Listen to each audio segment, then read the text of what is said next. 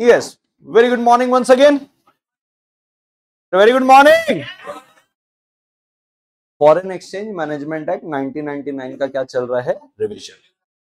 जैसा कि आप सब जानते हैं कि फॉरेन एक्सचेंज मैनेजमेंट एक्ट 1999 के पहले हुआ करता था फॉरेन एक्सचेंज रेगुलेशन एक्ट। पहले सबसे पहले था 1947 में, फिर था 1973 में। 47 में जब था तो जवाहरलाल नेहरू थे, 1973 में दोबारा आया तो इंदिरा गांधी थी, और जब फेमा 1999 आया तब हमारे थे अटल बिहारी वाजपेयी जी। 1999 फेरा से जगह फेमा करके 1999 के पीछे एक बहुत बड़ा रिफॉर्मेटिव पॉलिसी का कारण है जिसका नाम है लिबरलाइजेशन, ग्लोबलाइजेशन और प्राइवेटाइजेशन। एवरीबॉडी, जो लिबरलाइज का मतलब बोल रही थी भाई थोड़ी सी छूट करो, आने दो, फॉरेन के लोगों को इन्वेस्ट करने दो। ग्लोबलाइज का मतलब था आप पूरे विश्व में व्यापार करो, और प्राइवेटाइज का मतलब था सब कुछ बोले सरकार ही बना ले तो मुमकिन नहीं है, थोड़ा सा क्या करो, प्राइवेटाइज। तो ये क्यों कारण बना कि अपने को फेरा से क्या करना पड़ा, फेमा। कारण बड़ा सिंपल है कि जब फेरा हुआ करता था तो हमारे पास ट्रेजरी में फॉरेन एक्सचेंज बहुत ज्यादा क्या था, लो था। फॉरेन एक्सचेंज लो का मतलब ये है, भारत जब पहली बार आजाद हुआ तो हमारे पास कुछ बचे कुचे फॉरेन रिजर्व थे, और हम बहुत ज्यादा इंपोर्ट पे डिपेंडेंट थे। किस पे डिपेंडेंट थे? इंपोर्ट पे। खाने पीने की भी चीज हम इंपोर्ट करते थे और पेट्रोलियम प्रोडक्ट तो इंपोर्ट करते ही थे, और जब उनको इंपोर्ट करते थे तो हमको पे करना पड़ता था डॉलर पे। और डॉलर हम यहाँ पे बार बार इसलिए बोल रहे हैं क्योंकि डॉलर एक यूनिवर्सली एक्सेप्टेड करेंसी है। अगर आपके पास कोई और भी करेंसी है तो उसको भी आप इक्वल टू डॉलर कन्वर्ट करके बोल सकते हो, बरोबर है क्या? तो क्योंकि हमारे पास क्या था, बहुत ज्यादा रिजर्व कम था फॉरेन एक्सचेंज, और हम इंपोर्ट में बहुत ज्यादा क्या थे, डिपेंडेंट थे, तो जितना बचा कुचा हमारे पास रिजर्व था हम उसको क्या करना चाहते थे, कंजर्व करना चाहते थे, उसको प्रोटेक्ट करना चाहते थे और किसी को भी नहीं देते थे, बरोबर है क्या? आपके पास गलती से अगर फॉरेन एक्सचेंज पाया जाता था उसको कॉन्ट्रावेंशन बोला जाता था, और पॉसिबल सिचुएशन में आपको सिर्फ इतनी सी बात के लिए इंप्रिजनमेंट भी हो सकती थी। इसीलिए इसको क्या बोला जाता था, बहुत ज्यादा रिजिड लॉ, और बहुत ज्यादा क्या बोला जाता था, खून चूसने वाला ड्रैकोनियन एक्ट, बरोबर है क्या? जब लिबरलाइजेशन, ग्लोबलाइजेशन, प्राइवेटाइजेशन वाले रिफॉर्म्स लाए थे, जब जब जब जब मनमोहन सिंह क्या थे, फाइनेंस मिनिस्टर थे, तो बोले आप बोल रहे हो एक जगह लिबरलाइज करने के लिए, यानी कि छूट देने के लिए, बट अपना फॉरेन एक्सचेंज रेगुलेशन एक्ट जो है वो छूट देने का काम नहीं कर रहा है, वो तो मना कर रहा है। बोले तुम्हारे को फॉरेन डायरेक्ट इन्वेस्टमेंट यहाँ करने नहीं देंगे, अगर करना है तो तुम्हारा मैक्सिमम 49% रहेगा, 39% रहेगा, रोक टोक लगा रहा है। तो लिबरलाइज करना है, अगर इस पॉलिसी को अगर एग्जीक्यूट करना है तो फॉरेन एक्सचेंज रेगुलेशन एक्ट के अंदर बदलाव करने पड़ेंगे, क्योंकि वो लिबरलाइज होने दे नहीं रहा है। दूसरी जगह आपने बोला ग्लोबलाइज करना है। ग्लोबलाइज का मतलब क्या होता है कि आप एक्सटर्नल ट्रेड बढ़ाओ, एक्सपोर्ट भी करो, इंपोर्ट भी करो, और सबको आने दो एक्सेप्ट सम कंट्रीज। अब पाकिस्तान से तुम थोड़ी इंपोर्ट करोगे ना, तो आपको एक्सटर्नल ट्रेड को प्रमोट करना है सब्जेक्ट टू रीजनेबल रिस्ट्रिक्शन, तब तो जाके ग्लोबलाइज होगा। आप खुद ना तो एक्सपोर्ट को बढ़ावा दे रहे हो ना खुद इंपोर्ट को बढ़ावा दे रहे हो, तो फिर कहां से ग्लोबलाइज होगा? तो बिकॉज ऑफ दैट लिबरलाइजेशन और ग्लोबलाइजेशन के पॉलिसी को एग्जीक्यूट करने के लिए, जिसके एग्जीक्यूशन में फॉरेन एक्सचेंज रेगुलेशन एक्ट एक हर्डल क्रिएट कर रहा था, बोले इस पे बदलाव करना पड़ेगा। अब हम रेगुलेट नहीं कर सकते, अब हम कस नहीं सकते चीजों को कि हम तुमको डॉलर देंगे ही नहीं क्योंकि हमारे पास ही कम है। अब आपको क्या करना पड़ेगा, इसको मैनेज कुछ इस प्रकार करो कि इस एक्ट के अंदर छूट डालो। किसी को अगर इंडिया से एक्सपोर्ट करना है उसको भी बढ़ावा दो, अगर किसी को इंपोर्ट करना है उसको भी बढ़ावा दो। कोशिश यही करेंगे कि एक्सपोर्ट ज्यादा करें और इंपोर्ट कम करें। बाय डिफॉल्ट हमारे पास डॉलर अपने आप मैनेज होके अच्छा हो जाएगा, जो आज के दिन हो गया। आज भारत हमारी सुपर इकोनॉमिक कंट्री कहलाती है, बरोबर है क्या? इसीलिए हमको रेगुलेट नहीं करना है, हमको क्या करना है, मैनेज। एवरीबॉडी, इसकी वजह से फेरा में बदलाव करके उसको क्या किया गया, मतलब फेरा तो चला ही गया पूरा, हमने फॉरेन एक्सचेंज मैनेजमेंट एक्ट 1999 लाया, जो कि कमेंस हुआ 1 जून सन 2000 से। पक्की बात है। तो यहां पे हम जब इसको इंट्रोड्यूस किए थे तो यहाँ पे फॉरेन एक्सचेंज क्या था, लो था। जब हम यहाँ पे फॉरेन एक्सचेंज मैनेजमेंट एक्ट को इंट्रोड्यूस किए तो यहाँ पे फॉरेन एक्सचेंज हमारे पास क्या था, सफिशिएंट। तो फेमा आया था। इसका पर्पस क्या है, मैनेज करना है। ये थोड़ा सा लिबरल लॉ है, इस अलग खून चूसता था। यहाँ पे अगर आप कॉन्ट्रावेंशन करते थे इसको क्रिमिनल ऑफेंस माना जाता था, इम्प्रिजनमेंट होती थी। यहाँ पे अगर आप कॉन्ट्रावेंशन कर रहे हो सिविल ऑफेंस माना जाता है, क्या लगता है, फाइन। क्योंकि यहाँ पे सीधा इम्प्रिजनमेंट नहीं थी तो यहाँ पे कंपाउंडिंग पॉसिबल, यानी कि आप फाइन पे करो और छूट जाओ, ऐसा वाला कोई हिसाब नहीं है। बट यहाँ पे कंपाउंडिंग क्या है राजा, पॉसिबल है। पक्की बात है क्या। तो एक प्रकार से आप देखोगे तो फेमा ने बहुत सारे रास्ते खोले, फेमा ने लोगों को छूट दी एक्सपोर्ट इंपोर्ट करने के लिए, और फेमा ने जो क्रिमिनल नेचर का ऑफेंस माना जाता था, यानी कि पेरा जो था वो एक क्रिमिनल एक्ट साउंड करता था, ये क्रिमिनल एक्ट नहीं है, ये कौन सा एक्ट है, सिविल एक्ट है। पक्की बात है कि दोस्तों। आइए जीवन में आगे बढ़ते हैं। तो फॉरेन एक्सचेंज मैनेजमेंट एक्ट 1999 का पर्पस क्या है, ये इसके प्रियम्बल पे लिखा हुआ है। अभी मैंने आपको हिस्ट्री बता दी कि कारण क्या था, तो इसका काम यही है, एक्सटर्नल ट्रेड एंड पेमेंट को प्रमोट करना, फैसिलिटेट करना, यानी कि किसको फैसिलिटेट कर रहा है, एक्सपोर्ट और इंपोर्ट को, ताकि इसकी वजह से भारत के अंदर फॉरेन एक्सचेंज का मार्केट अच्छा खासा क्या हो जाए, डेवलप। मैंने इसे फॉरेन एक्सचेंज का मार्केट डेवलप हो जाए मतलब ट्रेजरी के अंदर, भारत के खजाने के अंदर भर भर के क्या आ जाए, डॉलर, ताकि हमको किसी का मोहताज होना ना पड़े। पक्की बात है क्या।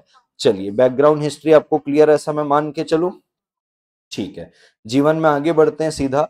सबसे पहले इसकी अपन क्या पढ़ने वाले हैं, एप्लीकेबिलिटी। अच्छा एक चीज और पढ़ाने वाला हूं, जैसे हमने फेमा को पढ़ा कि इंपोर्ट एक्सपोर्ट को बढ़ावा दे रहा है, यानी कि क्या कर रहा है, एक्सटर्नल ट्रेड कर रहा है, फॉरेन डायरेक्ट इन्वेस्टमेंट को भी क्या करेगा, अलाउ। उसकी वजह से हमारे पास फॉरेन एक्सचेंज का मार्केट डेवलप होगा, का मतलब फॉरेन एक्सचेंज बहुत ज्यादा आएगा। सरल शब्दों में इसको बोलूं तो फेमा कहता है हमारे पास डॉलर की इनकमिंग फुल्ली अलाउड है, लेकिन आउटगोइंग में हम थोड़ी थोड़ी क्या लगाते हैं, रिस्ट्रिक्शन। वो भी वर्ड क्या लिखा है राजा, रीजनेबल रिस्ट्रिक्शन। रीजनेबल रिस्ट्रिक्शन का मतलब ये है कि भाई जब हम कुछ इंपोर्ट करेंगे तो ही डॉलर जाएगा बेसिकली, अरे हाँ कि ना। जब हम क्या करेंगे, इंपोर्ट। अब तुम पाकिस्तान से इंपोर्ट करोगे, हम जाने देंगे क्या, नहीं। तो रीजनेबल का मतलब जहां जहां लगाना रिस्ट्रिक्शन उचित है। एब्सोल्यूट रिस्ट्रिक्शन अगर एब्सोल्यूट रहेगा तो तुम किधर से फिर प्रमोट कर रहे हो। तो यहाँ पे वर्ड क्या लिखा है कि जब बाहर जा रहा है ना डॉलर, तो हम कुछ ना कुछ क्या लगा रहे हैं, रीजनेबल रिस्ट्रिक्शन। अब बात को समझना, यहाँ पे क्या लिखा है, मैनेज। क्या लिखा है, हम क्या मैनेज करना चाह रहे हैं राजा, डॉलर मैनेज करना चाह रहे हैं। क्या मैनेज करना चाह रहे हैं, यानी कि हमारे पास जो आरबीआई की जो ट्रेजरी है वहां पे क्या होना चाहिए, डॉलर। तो हम यही चाहेंगे कि हम भारत से ज्यादा क्या करें, एक्सपोर्ट, ताकि हमारे पास क्या है, डॉलर। और कोशिश ये करेंगे कि कम से कम ज्यादा क्या करें, इंपोर्ट। इसका एक वन ऑफ द रीजन आप देख सकते हो, बहुत ज्यादा प्रमोट किया जा रहा है ईवी को और सीएनजी से चलने वाली गाड़ी को, या तो बैटरी से या तो किससे, गैस से। क्यों, ताकि हम पेट्रोलियम प्रोडक्ट में कम डिपेंडेंट हो। आज आपको सब्सिडी भी मिल रही है ईवी के लिए और सीएनजी गाड़ी के लिए बराबर। द रीजन भी कि हमको पेट्रोलियम प्रोडक्ट चाहिए ही नहीं, हमको वो इंपोर्ट करना ही नहीं, ताकि हम अपना डॉलर दें। जितना ज्यादा डॉलर इंडिया में रहेगा, भारत की रूपी उतनी क्या रहेगी, स्ट्रांग रहेगी, बरोबर है। तो बोले अब कैसे मैनेज करेंगे इसको, कैसे, क्योंकि आपने लिखा फॉरेन एक्सचेंज मैनेजमेंट एक्ट, विदेशी मुद्रा प्रबंध अधिनियम 1999। तो बोले जो प्रबंध वाली बात है ना, क्या है प्रबंध, ये मैनेज करने के लिए एक बहुत इंपॉर्टेंट रोल प्ले करता है कौन, ऑथराइज्ड पर्सन। ऑथराइज्ड पर्सन एक ऐसा व्यक्ति है जिसके पास से ही आपको डॉलर मिलेगा और जिसको जाके आपको डॉलर छोड़ना है। पेमा 1999 ये कहता है कि आप अप टू $2000 तक अपने पास फॉरेन करेंसी रख सकते हो। यानी कि अगर आपने एक्सपोर्ट किया और एक्सपोर्ट करके आपके पास $10,000 आए, तो आपको ये $10,000 में से सिर्फ $2,000 रखने की अनुमति है। आपको $8,000 किसको देना पड़ेगा, ऑथराइज्ड पर्सन को, जिसके बदले वो आपको क्या देगा, रुपी। इसका मैंने आपको एग्जांपल दिया था कि भाई हमको मैनेज क्यों करना है, क्योंकि हम नजर रखना चाह रहे हैं कि डॉलर कहां आ रहा है और कहां जा रहा है। तो एक नियम बना दिया कि भैया ऑथराइज्ड पर्सन ही है जिससे आपको कोई भी जरूरत है, अगर मान लो आप क्या करना चाह रहे हो, इंपोर्ट, इंपोर्ट के लिए आपको किस में पेमेंट करना पड़ेगा, डॉलर में, क्योंकि सामने वाला व्यक्ति मान लो दुबई से आपको कोई माल भेज रहा है, वो क्या रुपये एक्सेप्ट करेगा, नहीं। यूके से आपको कोई माल भेज रहा है, वो क्या रुपये एक्सेप्ट करेगा, नहीं। यूएसए से कोई माल भेज रहा है, रुपये एक्सेप्ट करेगा, नहीं। थाईलैंड से माल भेज रहा है, रुपये एक्सेप्ट करेगा, नहीं। बरोबर है क्या?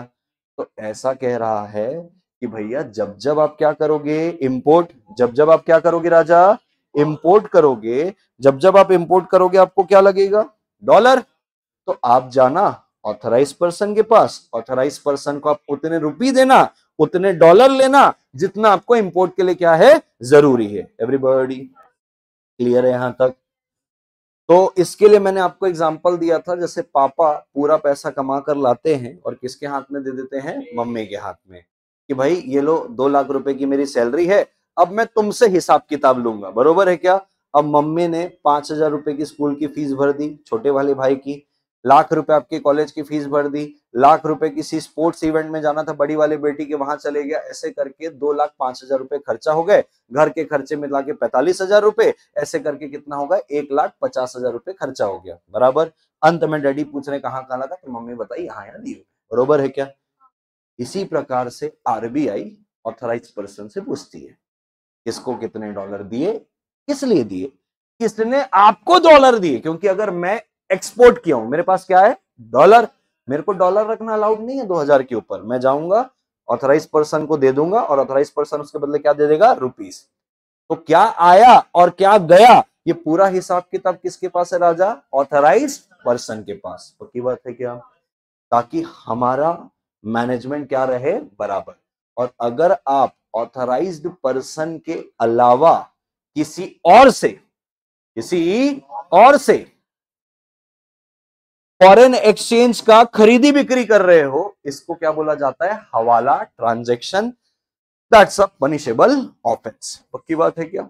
जैसे कि आपको अगर याद हो, सेक्शन नंबर 3 है, कौन सा सेक्शन नंबर, जो बात करता है डीलिंग इन फॉरेन एक्सचेंज, जिसमें लिखा है कि कोई भी व्यक्ति फॉरेन एक्सचेंज को ना तो बेचेगा ना तो खरीदेगा other than authorise person. Authorise person को छोड़ के फॉरेन एक्सचेंज की खरीदी बिक्री किसी से भी करना नहीं है। अगर आपने किया दैट्स एन ऑफेंस। पक्की बात है क्या? तो ऐसे ऑफेंस के लिए पनिशमेंट तो लगानी पड़ेगी ना, नहीं तो कोई मानेगा ही नहीं। बरोबर है क्या? तो ऑथराइज पर्सन एक अपना क्या है, केंद्र बिंदु है। क्या है? केंद्र बिंदु। और ऑथराइज पर्सन कितने लोग हैं राजा? 3। एक है ऑथराइज डीलर, दूसरा है मनी चेंजर और तीसरा है ऑफशोर यूनिट्स। ऑथराइज डीलर का मतलब बैंक्स, मनी चेंजर का मतलब बैंक के अलावा जितने आपको फॉरेन एक्सचेंज काउंटर सिटी के अंदर दिखते हैं, 5 स्टार होटल में दिखते हैं, इंटरनेशनल एयरपोर्ट में दिखते हैं, वो दोनों में बेसिक डिफरेंस ये कि बैंक आपको बहुत सारे डॉलर एक्सचेंज करके दे सकता है, मिलियंस में, बिलियंस में भी, लेकिन मनी चेंजर की एक औकात होती, लिमिट होती कि इतने ज्यादा, इससे ऊपर आप फॉरेन एक्सचेंज का ट्रांजेक्शन नहीं कर सकते। और ऑफशोर यूनिट कहां रहता है? अपना सेस के अंदर। पक्की बात है? तो आपको एक्सपोर्ट करना है, जो डॉलर आए तो ऑथराइज पर्सन को देना है। आपको अगर इंपोर्ट करना है और इंपोर्ट के लिए डॉलर लेना है तो उतने रुपये ऑथराइज पर्सन को देना, और ऑथराइज पर्सन उसके बदले आपको क्या देगा? डॉलर, जिससे आप क्या कर सकते हो? इंपोर्ट। क्लियर है? तो मैनेजमेंट का मेन स्रोत जो है, मेन सोर्स जो है मैनेजमेंट का, वो है कौन? Authorise person. सर जैसे कि हमको ये पता चल गया कि इसकी लेजिस्लेटिव बॉडी तो पार्लियामेंट ही है, इसको एग्जीक्यूट कौन करता है सर? तो एग्जीक्यूट करने के लिए सबसे बड़ा जो इसकी रेगुलेटरी अथॉरिटी वो है आरबीआई। आरबीआई के अंदर आपको मिलेगा ईडी। कौन मिलेगा? ED, enforcement directorate. ये इसकी रेगुलेटरी बॉडी है, एग्जीक्यूटिव बॉडी है। बराबर है क्या? और फिर ईडी के अंदर ये सारे ऑथराइज पर्सन है, ये लोग भी तो क्या कर रहे हैं? इस एक्ट का पालन ही ना करवा रहे हैं। बरोबर है क्या? चलिए, तो ये हो गया sir executive body. Executive body में आरबीआई भी आ जाएगी और कौन आ जाएगा? ईडी आ जाएगा। पक्की बात है क्या? चलिए जीवन में आगे बढ़ते हैं और यहां से हमारा शुरू होता है क्या? फेमा 1999 की बात है। फेमा 1999 अपने को कहता है, फेमा 1999 हमको कहता है कि सब सेक्शन नंबर 1 में इसका टाइटल क्या है? विदेशी मुद्रा प्रबंध अधिनियम, अंग्रेजी में फॉरेन एक्सचेंज मैनेजमेंट एक्ट। पक्की बात है? एक्सटेंट होता है ये to the whole of India, यानी कि भारत और भारत का नॉटिकल माइल्स, यानी कि वहां अगर फॉरेन एक्सचेंज का ट्रांजैक्शन हो रहा है तो अपना फेमा 1999 वहां पे एप्लीकेबल है। इसका तीसरे वाले सबसेक्शन में एप्लीकेबिलिटी और चौथे वाले सबसेक्शन में क्या है, कमेंसमेंट। आमतौर पे क्या होता है, चौथे में एप्लीकेबिलिटी होती है और तीसरे में कमेंसमेंट, बट इसकी एप्लीकेबिलिटी किधर है, तीसरे पे। पक्की बात है, और गजब एप्लीकेबिलिटी पता है। कमेंसमेंट तो हमने पहले ही डिस्कस कर लिया कि 1 जून सन 2000 को आया है एवरीबॉडी। एप्लीकेबिलिटी की अगर बात करें तो एप्लीकेबिलिटी मीन्स से नहीं शुरू होता है, इट अप्लाइज टू दिस और दैट करके। इंक्लूसिव एप्लीकेबिलिटी कैसे है, इंक्लूसिव क्या लिखता है, it also applies to, it also apply to this, it also apply to that. शुरुआत करता है it also applies to branch office agency, branch office agency outside India, लेकिन ओन्ड और controlled by person resident in India. कहता है ये उसके ऊपर भी लगेगा, जो ब्रांच है, जो ऑफिस, जो एजेंसी जो इंडिया के बाहर है लेकिन ओन्ड और कंट्रोल्ड बाय पर्सन रेसिडेंट इन, उसमें भी लगेगा बोल रहा है, उसमें। तो बोले उस पे भी लगेगा तो और किस पे लग रहा है, तो बोले पर्सन रेसिडेंट इन इंडिया पे तो लग ही रहा है, और उस पे भी बोल रहा है, उसमें भी बोल रहा है, तो PRI पे भी लग रहा है, PROI पे भी लग रहा है, बरोबर है। मोटा मोटा अगर एप्लीकेबिलिटी देखोगे तो कह रहा है चाहे PRI हो, चाहे PROI हो, चाहे वो ब्रांच, वो ऑफिस और वो एजेंसी हो जो भले इंडिया के बाहर हो, लेकिन उसको ओन कंट्रोल करने वाला कौन है, PRI। एवरीबॉडी, यूके के अंदर एक रजिस्टर्ड ऑफिस है, मेरी subsidiary Arjun Chhabra tutorial private limited की क्या है, सब्सिडरी। ओन्ड और कंट्रोल कौन कर रहा है, Arjun Chhabra tutorial private limited. वो भी क्या हो गई है, एप्लीकेबिलिटी के दायरे पे आ गई है, किसी को छोड़ा, सब इंक्लूड है। क्या है, तो सर मोटा मोटा ना हमको तीसरे वाले सब सेक्शन से 3 बातें निकल के आई है कि पहला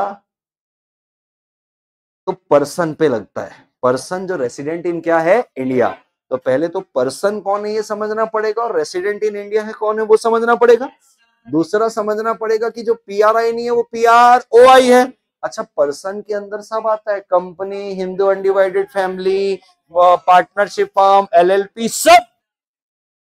तो ऐसी LLP जो इंडिया के बाहर भी है लेकिन ओन्ड और कंट्रोल PRI कर रहा है, उसके ऊपर ये एक्ट एप्लीकेबल, यानी कि भयंकर इंपॉर्टेंट सेक्शन जो रहेगा वो रहेगा section number 2 clause number V, जो बात करता है पर्सन रेसिडेंट इन इंडिया। और पर्सन रेसिडेंट इन इंडिया को समझने के लिए आपको समझना पड़ेगा पर्सन को। अरे हाँ, तो भयंकर इंपॉर्टेंट डेफिनेशन कौन सी है, 2U और 2V। और 2W में कोई दम ही नहीं है, क्योंकि 2W ये बोलता है कि जो PRI नहीं है वो PROI है। एवरीबॉडी आओ ध्यान से समझ के लेते हैं इसको फटाफट। तो सबसे पहले बेटा 2U के अंदर क्या है, person.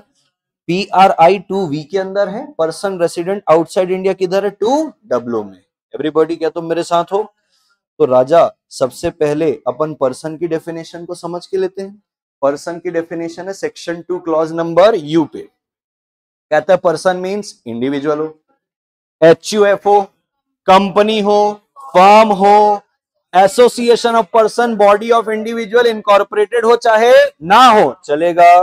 Everybody, any other artificial judicial person not covered under above clause, यानी कि अगर वो पर्सन नहीं है, सॉरी इंडिविजुअल नहीं है, कंपनी नहीं है, फर्म नहीं है और HUF नहीं है, बराबर, तो बोले फिर any other artificial judicial person तो क्या है, बोले LLP है। अरे हाँ, कोऑपरेटिव सोसाइटी है। तो बोले ऐसी कोई भी आर्टिफिशियल जुडिशियल पर्सन जो इंडिविजुअल नहीं है, जो कंपनी नहीं है, जो फर्म नहीं है, जो पार्टनरशिप फर्म नहीं है, जो HUF नहीं है, वो क्या है, पर्सन है। क्या है वो, यानी कि LLP और कोऑपरेटिव सोसाइटी भी आ गए। एवरीबॉडी, एक इंपॉर्टेंट बात, पूरे पर्सन की डेफिनेशन तो इनकम टैक्स वाली है। इनकम टैक्स में जो डेफिनेशन है वही तो डेफिनेशन है इधर भी। एक ही चेंज है यहाँ पे डेफिनेशन में, जो लास्ट में बोलता है कि बोले यहाँ पे पर्सन की डेफिनेशन में वो ऑफिस, वो ब्रांच और वो एजेंसी भी इंक्लूड होगी जो कि ओन्ड और कंट्रोल्ड है bye such person. Such person यानी कि वो इंडिविजुअल, वो फर्म, वो कंपनी, वो HUF, वो LLP, वो कोऑपरेटिव सोसाइटी। अरे हाँ, तो फर्क ये है कि आमतौर पर जो बाकी एक्ट है, जैसे कंपनीज एक्ट है, तो कंपनी का जो रजिस्टर्ड ऑफिस है, उसकी जो ब्रांच ऑफिस है, पहली ब्रांच, दूसरी ब्रांच, इन सबको मिला के क्या बोला जाता है राजा? Single person. लेकिन फेमा के अंदर बेटा जो पर्सन है, अरे हाँ, कंपनी तो पर्सन है, कंपनी की रजिस्टर्ड ऑफिस एक पर्सन, उसका पहला ब्रांच ऑफिस दूसरा पर्सन, उसका दूसरा ब्रांच ऑफिस दूसरा, यानी कि सारे के सारे क्या है? Separate person.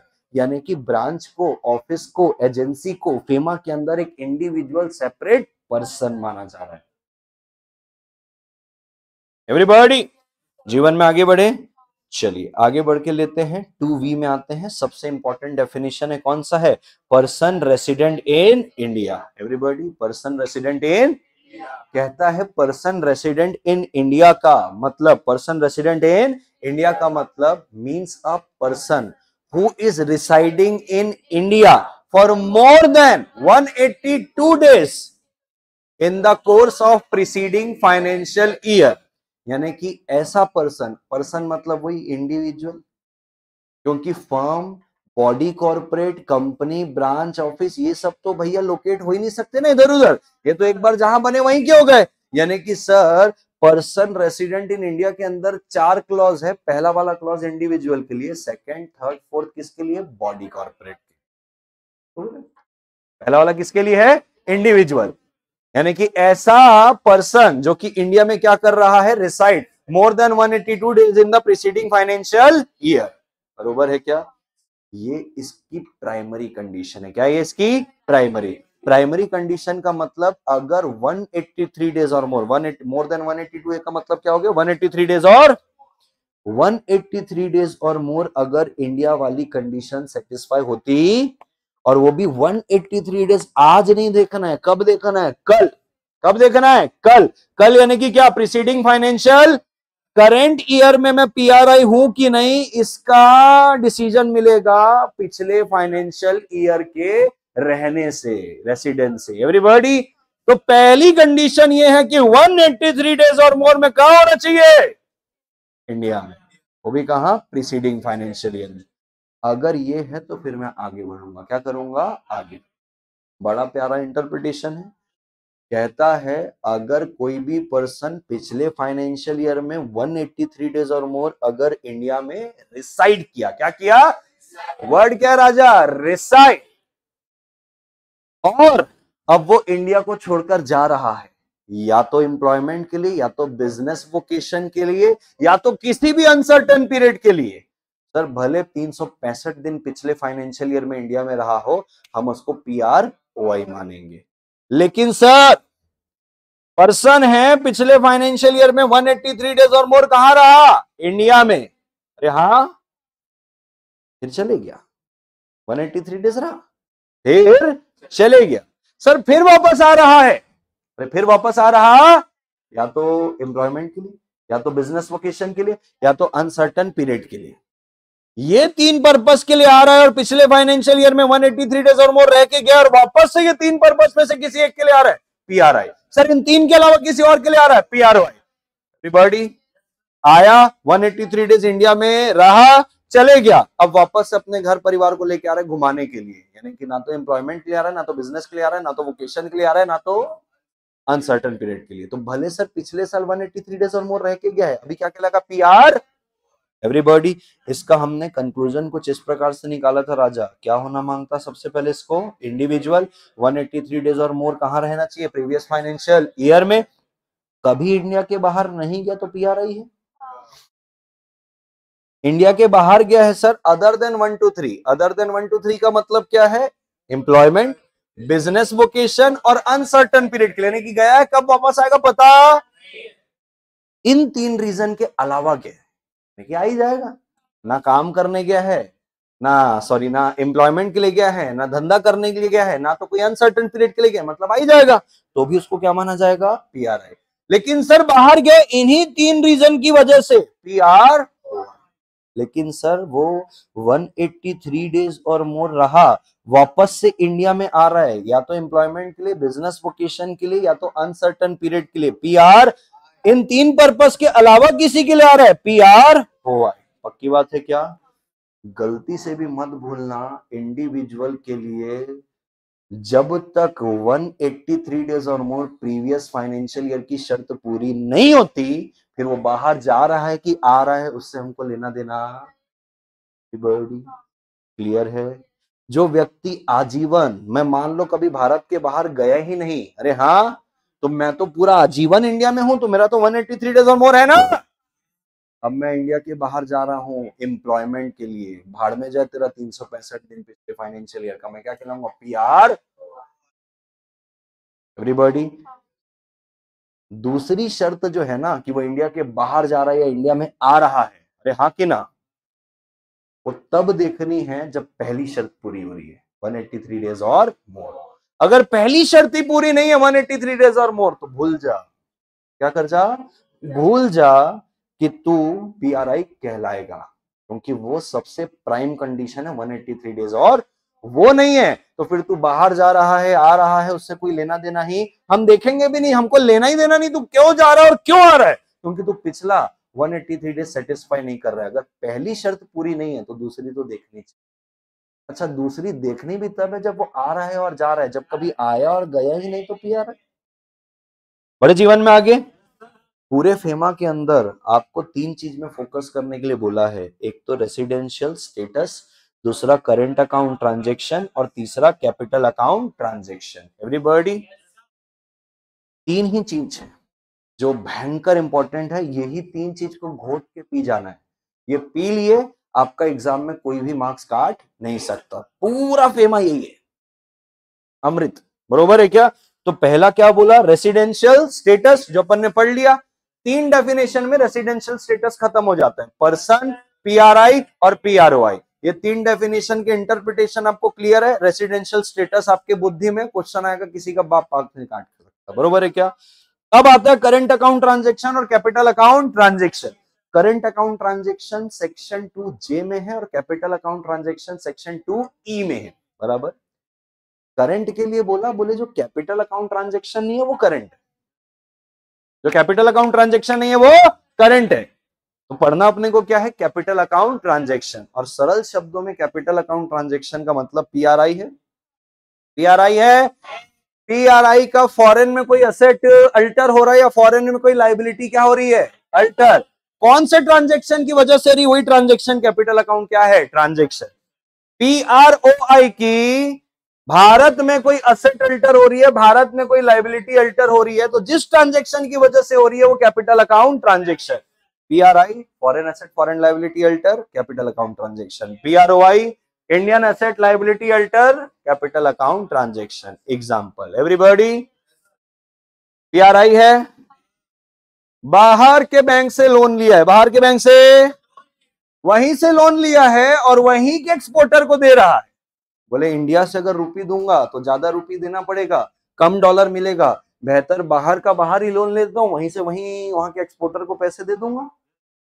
मैंने क्या लिया, लोन।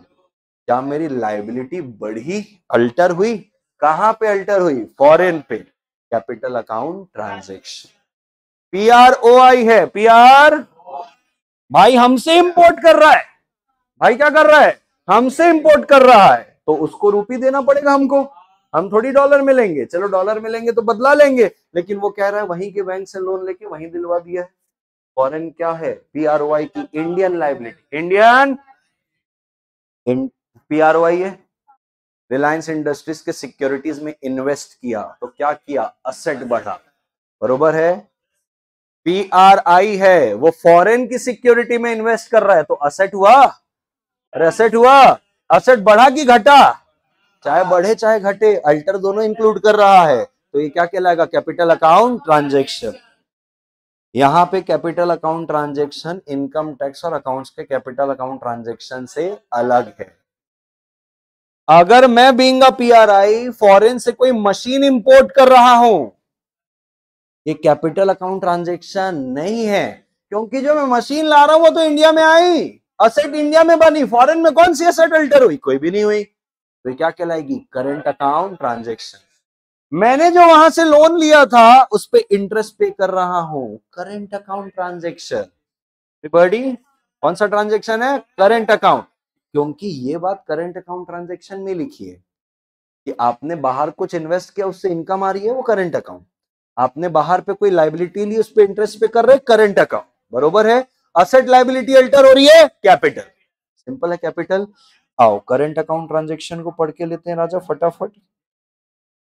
करंट अकाउंट ट्रांजेक्शन क्या कहता है? जो कैपिटल अकाउंट ट्रांजेक्शन, और एग्जाम्पल के रूप में डेफिनेशन में ही अपने को 4 बात दी हुई है। लिखता है current account transaction means a transaction other than capital transaction and which includes the following. और इंक्लूड्स द फॉलोइंग में ना हमको एग्जाम्पल और क्लैरिटी देने के लिए इसको अलग किया है। पहला कहता है एक्सपोर्ट और इंपोर्ट के लिए। फॉरेन ट्रेड कर रहे हो राजा, फॉरेन ट्रेड का मतलब ही क्या है राजा? एक्सपोर्ट और इंपोर्ट। यानी कि मैंने कोई माल मंगाया, अरे मंगाया यानी कि क्या किया? इंपोर्ट। उसकी वजह से मैं पैसे दे रहा हूं, करंट अकाउंट ट्रांजेक्शन। मैंने कोई माल भेजा, एक्सपोर्ट कर रहा हूं, current account transaction. Everybody hello? अरे माल भेजा, पैसे आ गए, कोई असेट लाइबिलिटी का रोल ही नहीं फॉरेन में। माल भेजा, पैसे आ गए। माल मंगाया, पैसे भेज दिए, कौन सा असेट कौन सा लाइबिलिटी, खत्म। एवरीबॉडी शॉर्ट टर्म क्रेडिट राजा। क्या बोल रहा हूं? Short term. इंपॉर्टेंट पॉइंट है, बिल्कुल ध्यान से समझने वाला है। बराबर है? Short term credit banking facility को डिनोट कर रहा है। 6 महीने या उससे कम के अगर आप लोन लेते हो तो उसको करंट अकाउंट ट्रांजेक्शन माना जाएगा। समझना, मैंने क्या किया? फॉरेन से मशीन इंपोर्ट की। इस मशीन को इंपोर्ट करने के लिए अगर मैंने वहीं पे लोन लिया है तो लाइबिलिटी है ये। वो लाइबिलिटी जो लोन वाली है वो कैपिटल अकाउंट ट्रांजेक्शन। लेकिन मशीन तो इंडिया में आ गई ना, वहां तो एसेट नहीं बनी। तो ये जो लोन लिया हूं वो कैपिटल अकाउंट ट्रांजेक्शन है। लेकिन अगर ये लोन 6 महीने या उससे कम का है तो ये लोन भी करंट अकाउंट ट्रांजेक्शन के अंदर आएगा, क्योंकि इसको शॉर्ट टर्म क्रेडिट बोला जा रहा है। पक्की बात है everybody? Income from investment, foreign security में इन्वेस्ट किया था, उससे डिविडेंड मिला, करंट अकाउंट ट्रांजेक्शन। फॉरेन से लोन लिया था, उधर इंटरेस्ट पे कर रहा हूं, करंट अकाउंट ट्रांजेक्शन। अरे भैया रहने के लिए खर्चे दे रहा हूं, मेरी बीवी बच्चे पत्नी और पेरेंट्स वहां रहते हैं, मैं यहाँ काम कर रहा हूं क्योंकि मैं पीआरआई हो गया हूं, current account transaction. Foreign travel कर रहे हैं, पढ़ाई लिखाई करने जा रहे हैं, मेडिकल के लिए जा रहे हैं, करंट अकाउंट ट्रांजेक्शन। एवरीबॉडी कुछ हो जाए इनको मत भूलना, इनकी समझ को भूलना ही मत, क्योंकि ये समझेगा तो सेक्शन नंबर 5 और 6 समझेगा। ये नहीं समझा तो कुछ नहीं समझा। अच्छा, इसमें ना समझने जैसे कुछ है ही भी नहीं, एकदम प्लेन वेनिला जैसे definition. Foreign asset liability alter हुई पीआरआई की, कैपिटल अकाउंट ट्रांजेक्शन। पीआरओआई की इंडियन एसेट लायबिलिटी अल्टर हुई, कैपिटल अकाउंट ट्रांजेक्शन। इनको छोड़ के सारे क्या हैं? करंट। और करंट में भी अपने को एग्जांपल देके क्या दे दिया? Clarity. Export import, short term loan, current. Investment from income, current. Interest on loan, current. Living expense, current. Medical expense, current.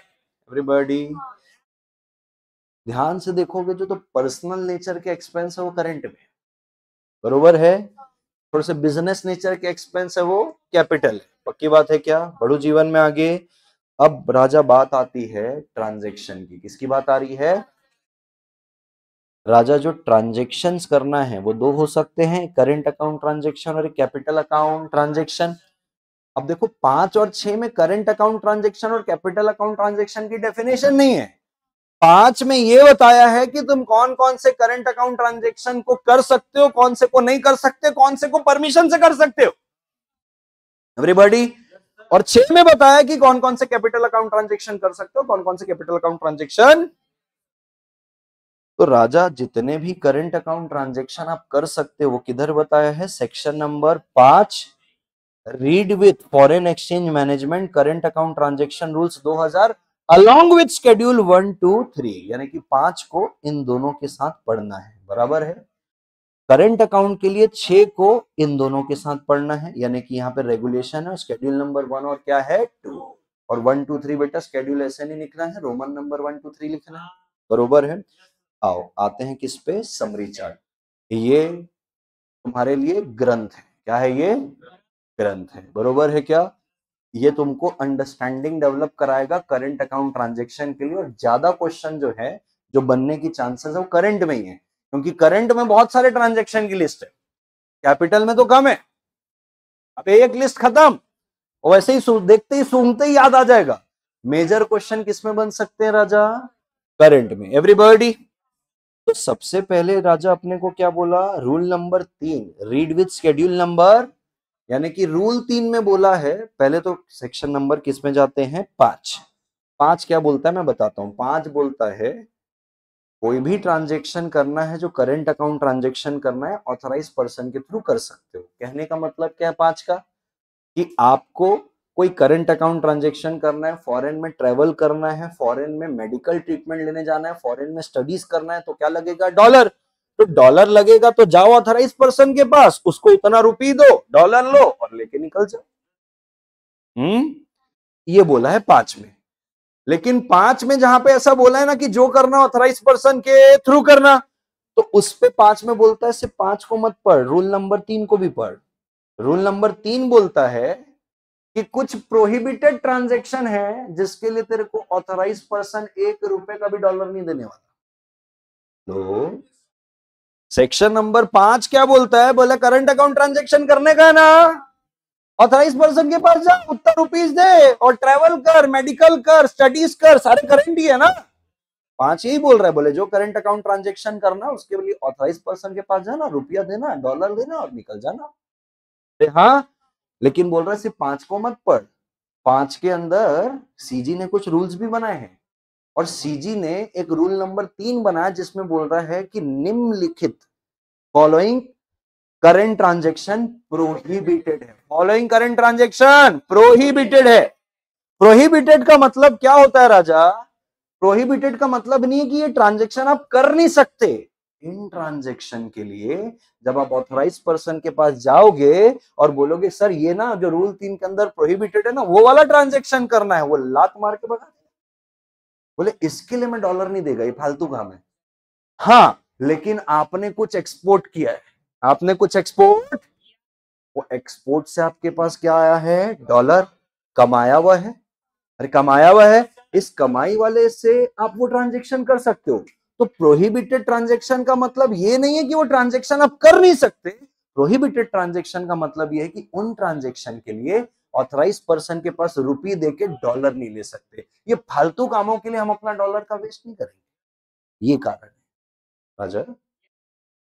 तो अगर सरल शब्दों में बोलूं तो ट्रांजैक्शन प्रोहिबिटेड नहीं है, विथड्रॉल प्रोहिबिटेड है। बरोबर? ट्रांजैक्शन प्रोहिबिटेड, एपी से withdrawal prohibited. Everybody are you sure? Rule 3 में प्रोहिबिटेड ट्रांजैक्शन बोला, बराबर। तो सेक्शन 5 में बोला जो करंट अकाउंट ट्रांजैक्शन करना है, एपी के पास जाओ, डॉलर दो, रुपीस दो, डॉलर लो और चले जाओ। लेकिन बोले रुक रुक रुक, ट्रांजैक्शन कौन सा? रूल 3 वाला। बोले हाँ, रूल 3 में क्या? बोले प्रोहिबिटेड। बोले कौन कौन से? तो बोले उसके लिए शेड्यूल 1 पढ़, क्योंकि जो भी लिस्ट दी होती है शेड्यूल 1 में।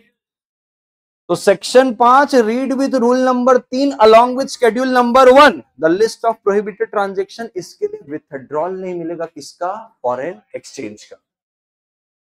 Everybody, section number 5 read with rule number 4, read with rule number, इसके शेड्यूल 2 में 4 में बोल रहा है कि कुछ कमर्शियल ट्रांजैक्शन है। क्या है? कुछ वो कमर्शियल ट्रांजैक्शन जो है आप कर सकते हो, उसके लिए एपी के पास जाओ। Commercial current account transaction, rule 3 में प्रोहिबिटेड करंट अकाउंट ट्रांजैक्शन है, रूल 4 में परमिसेबल करंट अकाउंट ट्रांजैक्शन है, यानी कि इसके लिए विड्रॉल मिलेगा। बराबर है क्या? लेकिन आपको किसकी अप्रूवल लेनी पड़ेगी? सीजी की। बराबर है क्या? रूल 5 बोल रहा है शेड्यूल 3 में जा, उसके 2 हिस्से, एक पार्ट ए है, उसमें क्या? एक पार्ट वो इंडिविजुअल के लिए, वो इंडिविजुअल के लिए सारे पर्सनल ट्रांजैक्शन है। कौन से हैं? पर्सनल। जो $2.5 लाख तक तो कोई दिक्कत नहीं। एपी के पास जा, बता ये वाला पर्सनल ट्रांजैक्शन है, और $2.5 लाख तक तेरे को एपी बिना किसी अप्रूवल के विड्रॉल दे देगा। 2.5 लाख के ऊपर क्या लगेगी? अप्रूवल। $2.5 लाख के ऊपर। बरोबर? तो रूल 3 शेड्यूल 1 ये ट्रांजैक्शन के लिए डॉलर मिलेगा ही नहीं। रूल 4 शेड्यूल 2 इन ट्रांजेक्शन के लिए डॉलर मिलेगा, लेकिन सीजी की अप्रूवल से मिलेगा। रूल 5 शेड्यूल 3, यहां पे पर्सनल ट्रांजेक्शन है जिसमें $2.5 लाख तक कोई अप्रूवल की जरूरत नहीं है, उसके बाद आरबीआई की अप्रूवल है। बरोबर है एवरीबॉडी? भगवत गीता टेंशन में लग रहा है बेटा? सब ठीक है जीवन में? समझ में आ रहा है ना सब? हाँ ठीक है। मतलब तेरे को समझ में आने के लिए कंसंट्रेशन में ऐसे डालना पड़ता है कि इधर ऐसे? हाँ हाँ, चलो बड़े जीवन में दोस्तों। राजा रूल 3 जो है, रीड विद शेड्यूल नंबर क्या है राजा? 1। Rule 3 read with schedule number 1। इस पे बोला कि शेड्यूल 1 में जो ट्रांजेक्शन है उसके लिए विथड्रॉल प्रोहिबिटेड है। प्लीज इसको ट्रांजेक्शन प्रोहिबिटेड नहीं मानने का, बरोबर है क्या? तो सबसे पहले बोला भैया नेपाल और भूटान में ट्रैवल कर रहे हो ना, नेपाल और भूटान में ट्रैवल कर रहे हो, इसके लिए विड्रॉल नहीं मिलेगा, क्योंकि नेपाल भूटान में इंडियन करेंसी चलती है। नेपाल भूटान में कोई पर्सन है, उसके साथ कोई ट्रांजेक्शन कर रहे हो, पर्सन रेसिडेंट कहाँ का है? नेपाल। अरे तो जब भैया हमारी इंडियन करेंसी चल रही तो जाने दो ना फिर, ठीक है? क्यों उसके लिए वेस्ट करना अपने ट्रेजरी को? उसके अलावा अपने पास यहाँ पे है रूल 3 के साथ शेड्यूल नंबर 1, जिसपे बोल रहा है भैया ट्रैवल टू नेपाल भूटान हो गया, ये हो गया। अब लॉटरी की 2 बातें हैं। लॉटरी की कितनी बातें हैं? 2। इंडिया में कोई लॉटरी से पैसा जीता, वो पैसे को लेके जा रहे हो एपी के पास, बोले डॉलर दे अपने भाई को भेजूंगा, नहीं मिलेगा डॉलर। आप भेजना चाह रहे हो वो पैसे को जो आपने हॉर्स राइडिंग, रेसिंग या स्नूकर या कोई अपनी किसी हॉबी से जीता है, क्या किया है? जीता है। और वो जीते वाले पैसे को कोई बिजनेस नहीं हो, बराबर है क्या? अपनी हॉबी का लिए अपने हॉर्स राइडिंग किया, अपने दोस्त के साथ कार रेस कर लिया, उससे पैसे जीत गए, हॉर्स राइडिंग में पैसे जीत गए, अबे जीते। तो जीते हुए पैसे को एपी के पास ले जा रहे हो, बोले इसका डॉलर दे दे अपने भाई को भेजूंगा, नहीं मिलेगा। तो ना तो जीते हुए पैसे को भेज सकते हो, अरे हाँ, ना तो जीते हुए पैसे से, यानी कि एक तो ये हो गया लॉटरी विनिंग, एक दूसरा हॉबी वाला। अब बोल रहा है कि कोई भी लॉटरी आपको बाहर की खरीदनी, कहाँ की? इंडिया की कोई लॉटरी नहीं खेल रहे हो, दुबई में कोई बढ़िया लॉटरी चलती हो, लॉटरी खरीदने के लिए तुमको डॉलर चाहिए, नहीं मिलेगा। कोई बैंड मैगजीन है, नहीं मिलेगा। बाहर किसी क्रिकेट फुटबॉल के पुल में पैसा लगाना चाह रहे हो, जुआ सट्टे में, नहीं मिलेगा। अरे हाँ कि ना? ऐसी कंपनी जिसको डिविडेंड बैलेंसिंग स्कीम एप्लीकेबल है, जो अब है ही नहीं, अरे हाँ कि ना? डिविडेंड बैलेंसिंग का मतलब ऐसी कोई कंपनी जिसके फॉरेन शेयर होल्डर है, अरे हैं, उनको डिविडेंड देना है तो डॉलर में देना पड़ेगा। तो फेमा कहता था देना है ना डिविडेंड, एक्सपोर्ट करो, जितना एक्सपोर्ट से आ रहा है उतना डिविडेंड दे दो, यहां से विड्रॉल मिलने वाला। लेकिन उन्हीं कंपनी को था जिसको डिविडेंड बैलेंसिंग स्कीम क्या थी? एप्लीकेबल। पक्की बात है राजा? कौन सा हो गया ये वाला रेमिटेंस वाला हो गया। लास्ट में अपने को कुछ कुछ क्या बोला है कि भैया आप कमीशन देना चाहते हो, कमीशन बिल्कुल भी अलाउड नहीं है, टी और टोबैको को छोड़ के। किसको किसको? टी और टोबैको। यानी कि आपका फॉरेन के अंदर कोई क्या है? एजेंट है, जो आपके इंडिया वाले माल को वहां पे एक्सपोर्ट करवाने में क्या करता है? मदद। तो बोले कोई 1 रुपए भी का कमीशन मिलने वाला, लेकिन टी और टोबैको वाला प्रोडक्ट अगर आपका वो एक्सपोर्ट करवा रहा है, बिकवा रहा है, 10% का आप उसको कमीशन दे सकते हो। कॉलबैक सर्विस आपको याद ही होगी कि भाई पहले इंडिया में क्या था? बड़ा महंगा था हिसाब किताब। तो कॉलबैक सर्विस का मतलब क्या है कि अगर इंटरनेशनल कॉल अगर आप इंडिया से लगाओ अपने देश के बाहर किसी भाई बंधु को, बहुत महंगा लगता था। तो यूएसए की एक कंपनी थी जिसने कॉलबैक सर्विस शुरू की। वो क्या कहती थी? हम आपको एक नंबर दे रहे हैं, ये यूएसए में लगेगा, आप यूएसए में फोन लगाए, वहां से फोन कट के वापस आता था और बोलता था अब जहां तुमको फोन लगाना है वो नंबर डायल करो। अब आप नंबर डायल करोगे तो किसकी सर्विस यूज हो रही है? यूएसए की। यूएसए की टेलीकॉम सर्विस है। यहाँ के इंडिया के टेलीकॉम सर्विस वालों को तकलीफ हुई कि साला बाहर वाला यहाँ से कमा के ले जा रहा है, तो बोले वो कॉलबैक सर्विस के लिए तुमको पेमेंट करना है डॉलर में ना, एपी के पास मत आओ, साले खुद कमाओ खुद दो। हमारे को इंडियन वालों को क्या करना था? सपोर्ट। उनकी वजह से अपने को लेके आए थे। अरे हाँ कि ना जी? ठीक है। फिर आपको अपने किसी सब्सिडरी है वहां पे एक्सपोर्ट करके किसी को कमीशन देना है, मिलने वाला नहीं है। पक्की बात है क्या? आते हैं राजा किसमें? Rule number 4 schedule number 2। Everybody अब बोली जाग बेटा। Rule number 4 schedule number 2। Everybody rule number 4 है, शेड्यूल नंबर कौन सा है? 2। रूल 4 शेड्यूल 2 में बेटा वो वाले ट्रांजेक्शन है जो आपको सीजी के अप्रूवल से अलाउड है, सीजी के अप्रूवल से अलाउड है। पहला ट्रांजेक्शन उसमें राजा कौन सा है? कल्चरल टूर, यानी कि भाई यहां का एक गुजराती है जो यूएसए में फाल्गुनी पाठक जी को लेके जाके वहां पे यूएसए में गरबा करवाना चाह रहा है, बरोबर है क्या? इसके लिए तेरे को जितने डॉलर लेके जाने हैं लेके जा, लेकिन सीजी की अप्रूवल ले और लेके जा। दूसरा एडवर्टाइजमेंट का है, कौन सा है? एडवर्टाइजमेंट। अब एडवर्टाइजमेंट में भी पकड़ा किसको है? स्टेट गवर्नमेंट को और उसकी पब्लिक सेक्टर अंडरटेकिंग को। अगर स्टेट गवर्नमेंट और उसकी पब्लिक सेक्टर अंडरटेकिंग फॉरेन के प्रिंट मीडिया में, प्रिंट में, न्यूज चैनल पे नहीं, फॉरेन के प्रिंट मीडिया में एडवर्टाइजमेंट करवाना चाह रहे हैं और यूएस डॉलर 10,000 से ज्यादा करवाना चाह रहे हैं, यूएस डॉलर 10,000 से ज्यादा करवाना चाह रहे हैं, सीजी की अप्रूवल लगेगी। लेकिन सर यूएस डॉलर 10,000 तक या उससे कम का एडवर्टाइजमेंट है सर, किसी की कोई अप्रूवल? ये एक ही पॉइंट है जहां पे अपने को दो पहलू दिए हैं कि वैसे तो सीजी की अप्रूवल बोला है स्केड्यूल में, लेकिन 10,000 तक है तो सीजी की अप्रूवल। लेकिन अगर आप एडवर्टाइजमेंट टूरिज्म को प्रमोट करने के लिए, फॉर इंटरनेशनल बिडिंग को प्रमोट करने के लिए, या तो इन्वेस्टमेंट को प्रमोट करने के लिए कर रहे हो, कितना भी अमाउंट हो, किसी की कोई अप्रूवल नहीं चाहिए। क्योंकि ये तो आप भैया इंडिया में डॉलर लाने की बात कर रहे हो, इनकमिंग तो पूरा अलाउ करते हैं, वो इनकमिंग अलाउ करने के लिए जो लगता है लगाओ, कोई अप्रूवल की जरूरत की बात है क्या? ये दूसरा पॉइंट था। तीसरा पॉइंट अगेन किसके लिए है? फ्रेट के लिए। किसके लिए बोलो? और फ्रेट के लिए भी राजा किसको पकड़ा हुआ है? दो जगह बोला है, एक तो गवर्नमेंट डिपार्टमेंट है, कौन सा है? गवर्नमेंट, और उसका पीएसयू, कॉस्ट इंश्योरेंस फ्रेट का मतलब ये है जब आप कोई माल इंपोर्ट करते हो तो वहां से लोडिंग के बाद जब माल ट्रांजिट में, उसका इंश्योरेंस के बाद जब यहां आएगा, अनलोड होगा, तुम्हारे डेस्टिनेशन तक पहुंचेगा, ये पूरा भाड़ा मिला के इसको बोलते हैं CIF। तो कहता है अगर गवर्नमेंट डिपार्टमेंट या कोई पब्लिक सेक्टर अंडरटेकिंग CIF के बेसिस में क्या कर रही है राजा? इंपोर्ट, इसके लिए आप पैसे मांग लो एपी से, लेकिन सीजी की अप्रूवल के बाद। अगर आप भाड़े का पैसा मांग रहे हो, किसका मांग रहे हो? भाड़े का पैसा। क्यों? क्योंकि आपकी एक वेसल आ रही है, आपकी क्या आ रही है? वेसल, या तो इंपोर्ट के लिए आ रही है या तो एक्सपोर्ट के लिए जा रही है, उसका भाड़ा पे करना है।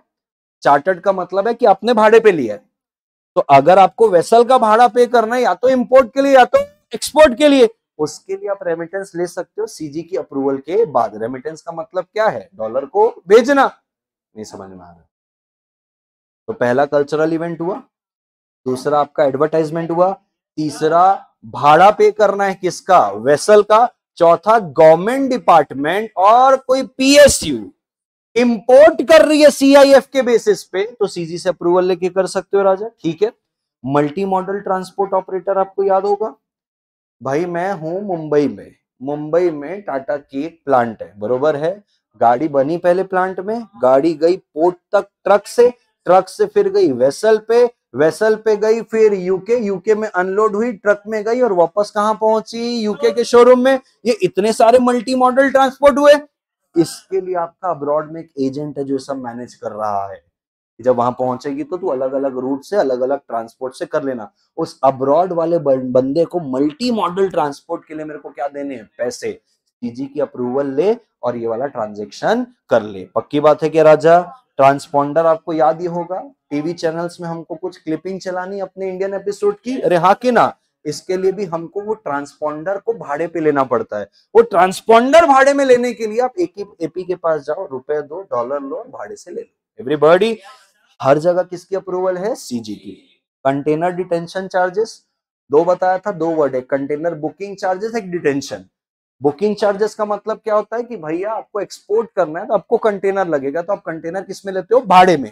भाड़े में आपने बोला कि मैं 10 दिन के लिए लेना चाहता हूं, 15 दिन तक उसको रखे गए, तो 5 दिन जो एक्स्ट्रा रखे उसको क्या किए? डिटेन। तो एक पेनाल्टी के रूप में आपको क्या लगता है? चार्ज।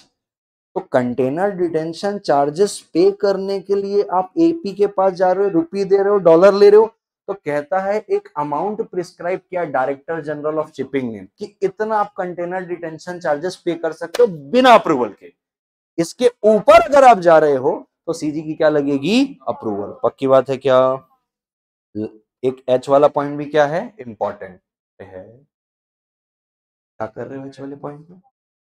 आप फॉरेन में कोई स्पोर्ट्स एक्टिविटी हो रही है, फॉरेन में क्या हो रही है? Sports activity. उस स्पोर्ट्स एक्टिविटी में प्राइज मनी या तो कुछ स्पॉन्सरशिप देना चाहते हो, और कितना देना चाहते हो? $1,00,000 का देना चाहते हो तो चलेगा, कोई भी हो दे दो, बिना अप्रूवल के दे दो, बिना। एक एडवर्टाइजमेंट वाला पॉइंट है और एक ये वाला पॉइंट है, जहां पे एक अपने को लिमिट दी है कि उस लिमिट तक रहोगे तो अप्रूवल की जरूरत, उसके बाद अप्रूवल लगेगा।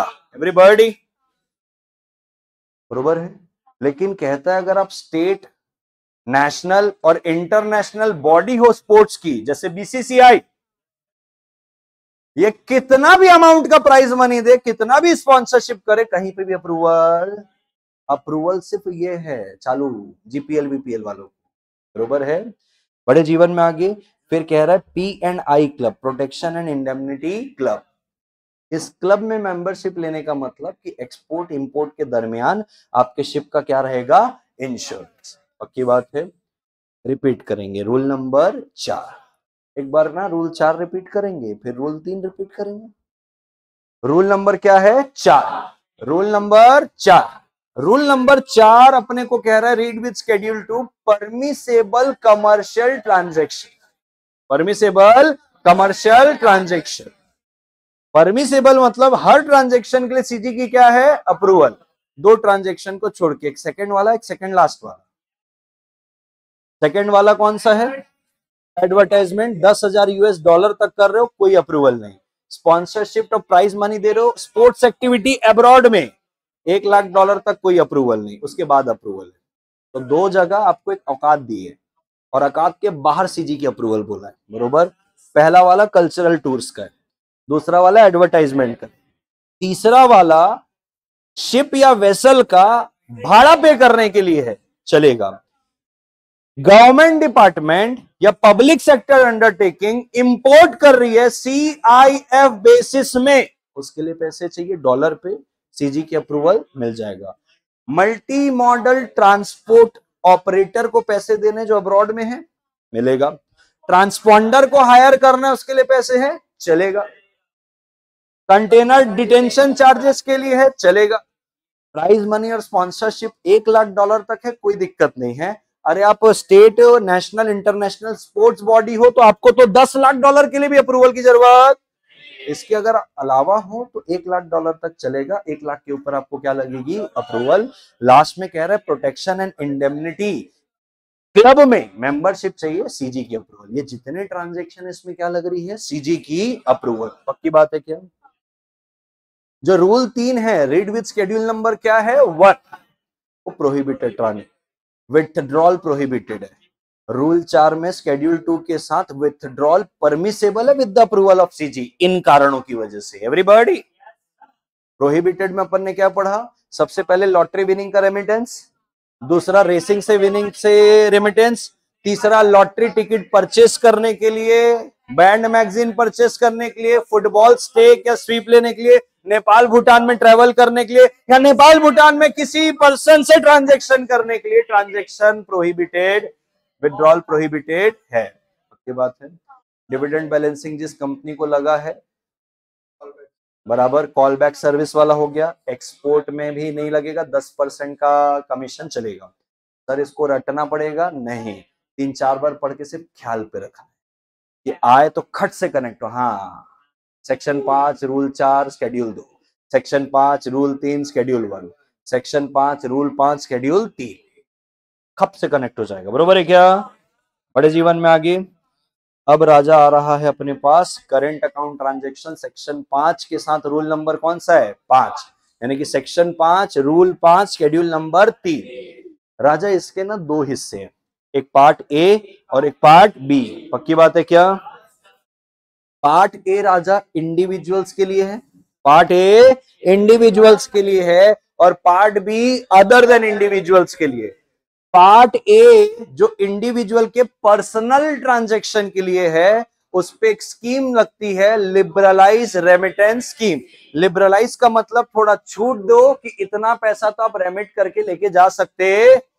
$2.5 लाख की छूट है। $2.5 लाख की क्या है?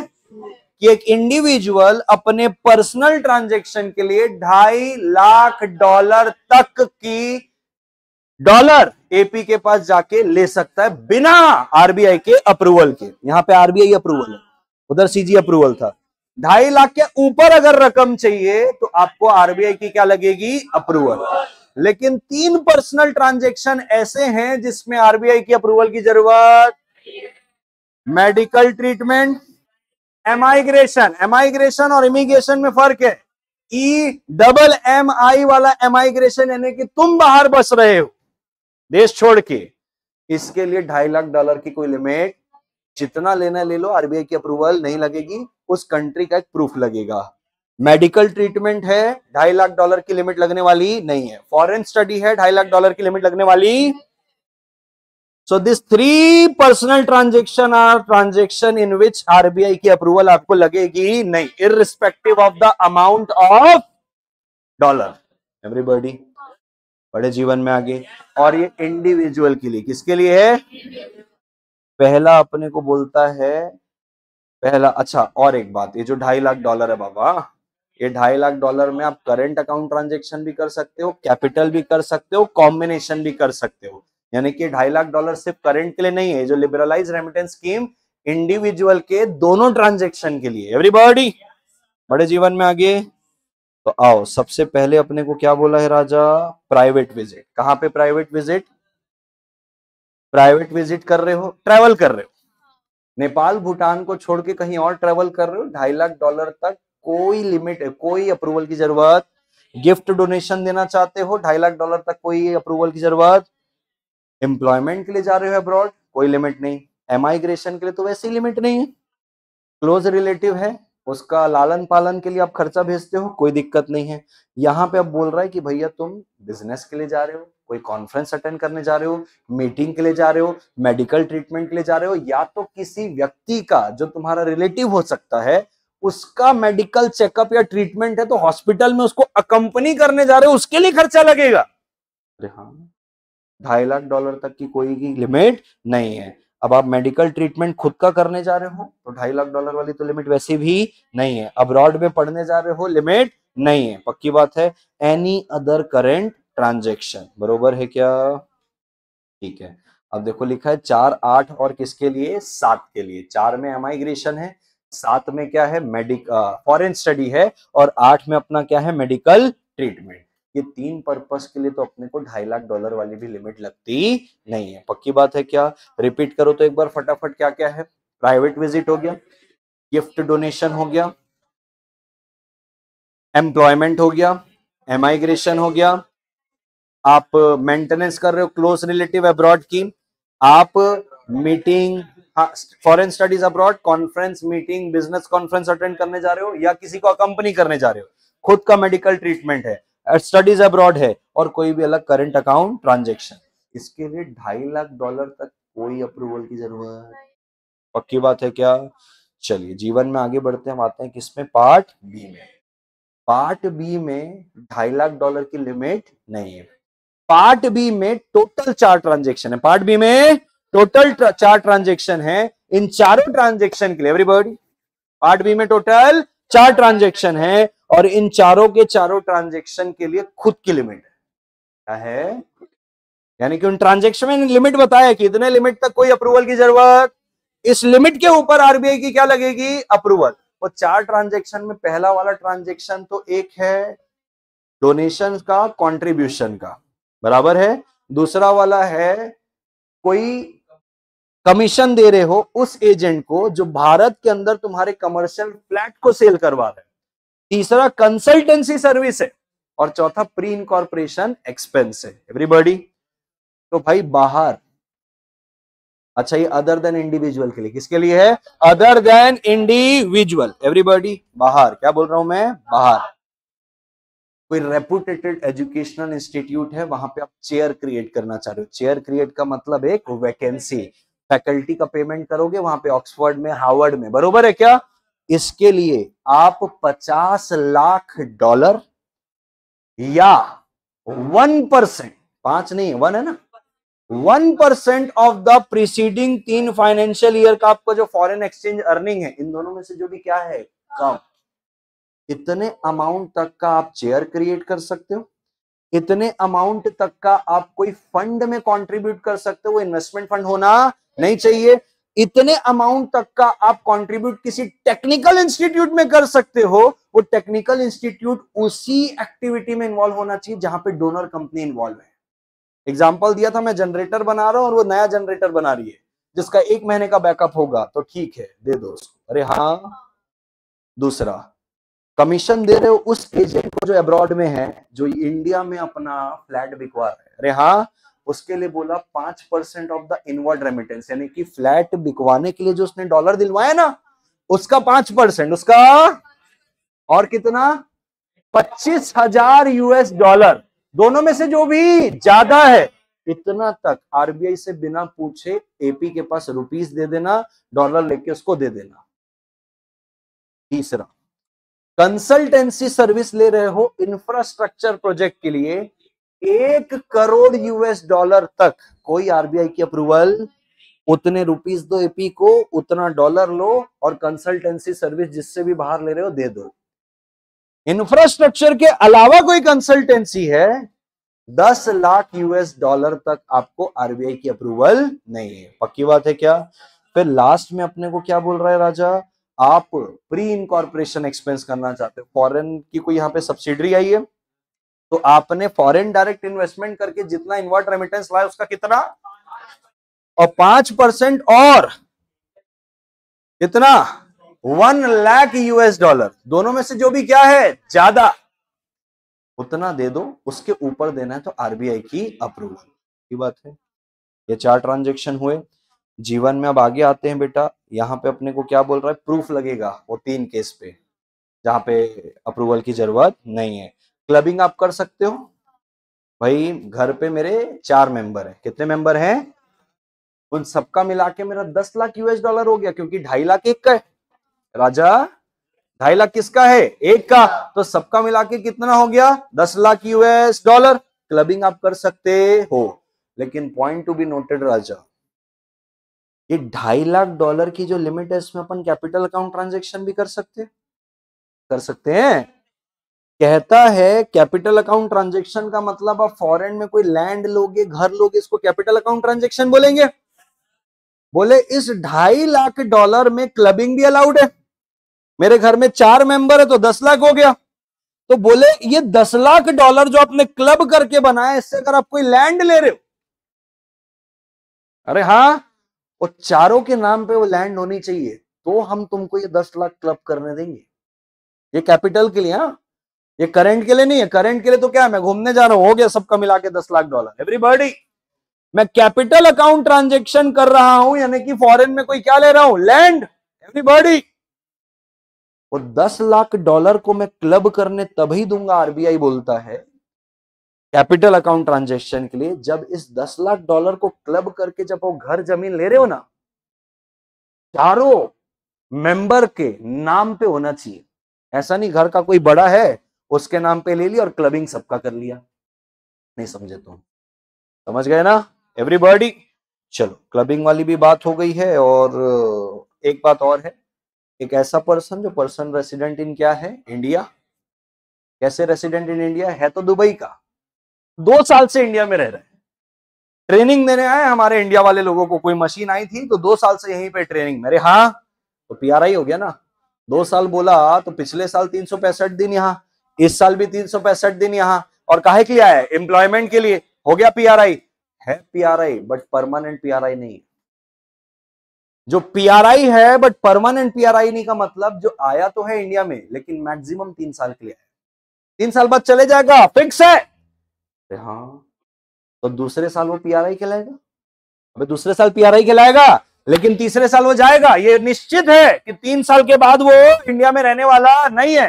तो ऐसा व्यक्ति जो अभी पीआरआई है लेकिन परमानेंट पीआरआई नहीं, मतलब 3 साल से ज्यादा रहने वाला, अपने बीवी बच्चों को छोड़ के आया ना उधर, उसके पेरेंट्स उधर हैं, उसका बीवी उधर है, उसके बच्चे उधर है, वो 10 लाख डॉलर कमाता है पूरे फाइनेंशियल ईयर में, बोले उसको पूरा 10 लाख डॉलर ले जाने देंगे टैक्स और प्रोविडेंट फंड का जो स्टैट्यूटरी ड्यूज होता है उसको छोड़।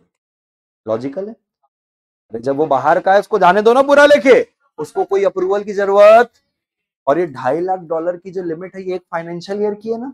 वो यहाँ पे रह के $10 लाख कमाता है, तो बेचारे के बीवी बच्चे बाहर है, $2.5 लाख में उनका काम नहीं चलता, उनका टैक्स वैक्स काट के पूरा भेजने दो। प्रोवाइडेड क्या बोला है, वो व्यक्ति, वो जो पर्सन रेसिडेंट इन इंडिया है ना, लेकिन परमानेंट नहीं है ना, यानी कि 3 साल बाद जाएगा ना, है तो फॉरेन सिटीजन, लेकिन पाकिस्तान का सिटीजन होगा तो नहीं ले जाने, फिर उसको $2.5 लाख वाले ही, फिर उसको $2.5 लाख वाला ही तो पीआरआई है प्लस फॉरेन सिटीजन है।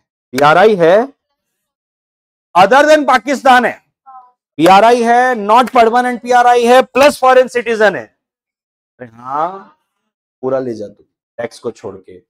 पीआरआई है नॉट परमानेंट, पीआरआई है फॉरेन का सिटीजन है, साथ फॉरेन का सिर्फ पाकिस्तान का $2.5 लाख, $2.5 लाख बरोबर है। एवरीबॉडी चलेगा जीवन में सब ठीक है, बढ़ो जीवन में आगे।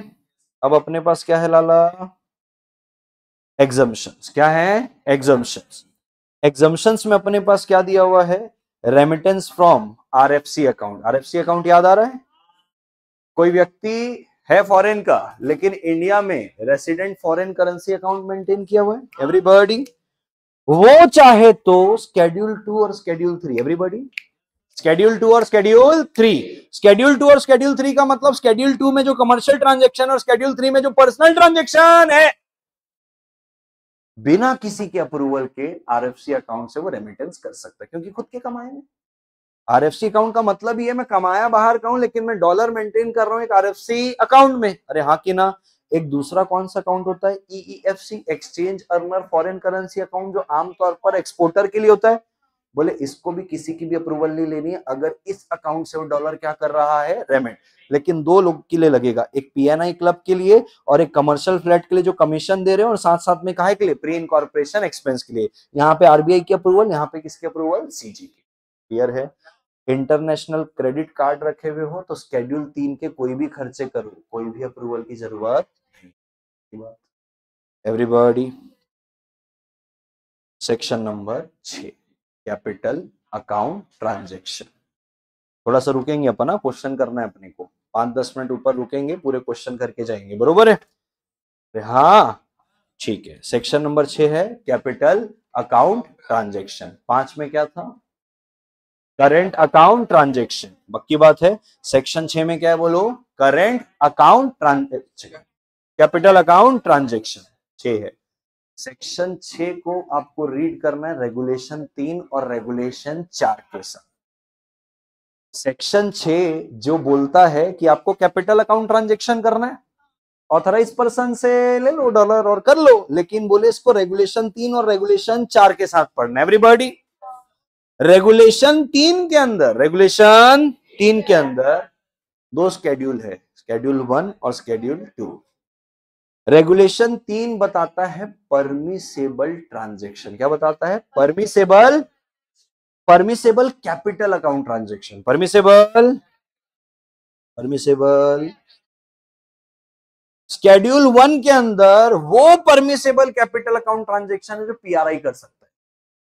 शेड्यूल 1 में, शेड्यूल 1 में वो कैपिटल अकाउंट ट्रांजैक्शन है जो कौन कर सकता है, पीआरआई। शेड्यूल 2 के अंदर वो कैपिटल अकाउंट ट्रांजैक्शन है जो कौन कर सकता है, पीआरओआई। एवरीबॉडी और लिस्ट का नाम क्या लिखा है, परमिसेबल। क्या लिखा है, परमिसेबल। परमिसेबल का मतलब ये है कि यही ट्रांजैक्शन पीआरआई और पीआरओआई को क्या है, परमिसेबल। इसके अलावा कोई सा करना है तो अप्रूवल है। एवरीबॉडी उल्टा है यहाँ पे, याद है देसी भाषा में लिखवाया था, यहाँ पे क्या है, उल्टा। क्या है यहाँ पे, उल्टा। जहां पे करंट अकाउंट ट्रांजैक्शन में क्या मना है, क्या परमिसेबल और कहां लिमिट के ऊपर अप्रूवल है, सब बता दिया था।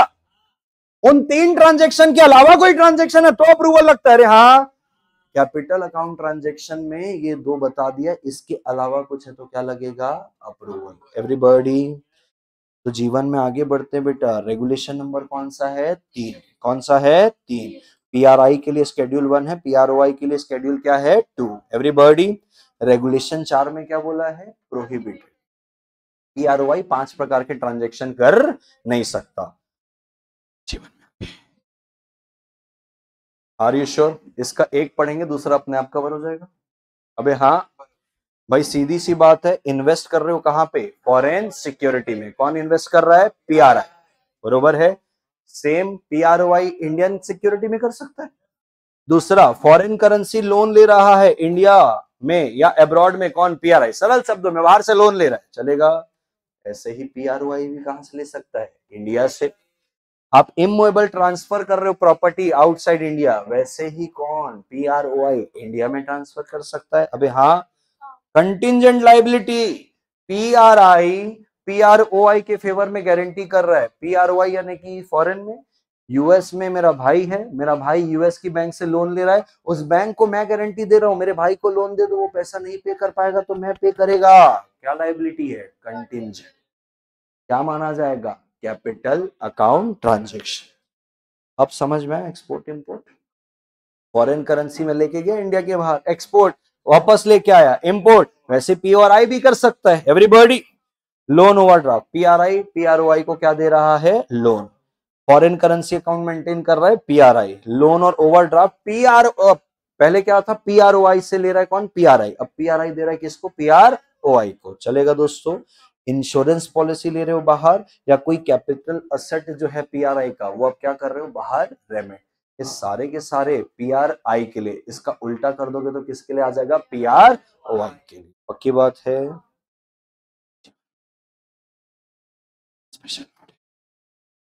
स्पेशल नोट बहुत फालतू हैं, मैं यहीं से बता देता हूं आपको। नॉर्थ कोरिया वाले लोगों के साथ कोई भी कैपिटल अकाउंट ट्रांजैक्शन करने का नहीं है। पक्की बात है क्या? ठीक है। और कुछ बोल रहा था क्या इस पे? हाँ, फाइनेंशियल एक्शन टास्क फोर्स ने कोई कंट्री और टेरिटरीज बताई है जिसके साथ कोई भी कैपिटल अकाउंट ट्रांजैक्शन होने वाला नहीं है। पक्की बात है? 5 ट्रांजैक्शन है जो कौन नहीं कर सकता है? PROI। पहला, चिट फंड में इन्वेस्ट नहीं करेगा, निधि कंपनी में इन्वेस्ट नहीं करेगा, एग्रीकल्चर और प्लांटेशन में इन्वेस्ट नहीं करेगा, रियल स्टेट में, और यहाँ पे रियल स्टेट का मतलब है जमीन नहीं लेगा, फार्म हाउस कंस्ट्रक्ट नहीं करेगा। यही दो। कमर्शियल बिल्डिंग बनानी है, रेसिडेंशियल बिल्डिंग बनानी है, डैम्स बनाना है, ब्रिजेस बनाना है, इंफ्रास्ट्रक्चर बिल्ड कर सकता है, भूमि नहीं खरीद सकता। भूमि यानी कि जमीन, एवरीबॉडी। और फार्म हाउस कंस्ट्रक्ट नहीं कर सकता। TDR में ट्रेड नहीं कर सकता। TDR मैंने आपको कल समझाया था, अपन उसको इतना डिटेल में भी ले जाते नहीं है। पक्की बात है क्या? बस ये तो स्पेशल नोट है आपका, बाकी ये सेक्शन 6 में कोई इतना दम नहीं है। क्वेश्चंस क्या करेंगे? Question, everybody. 5 मिनट में फटाफट निपटा देते हैं, ठीक है।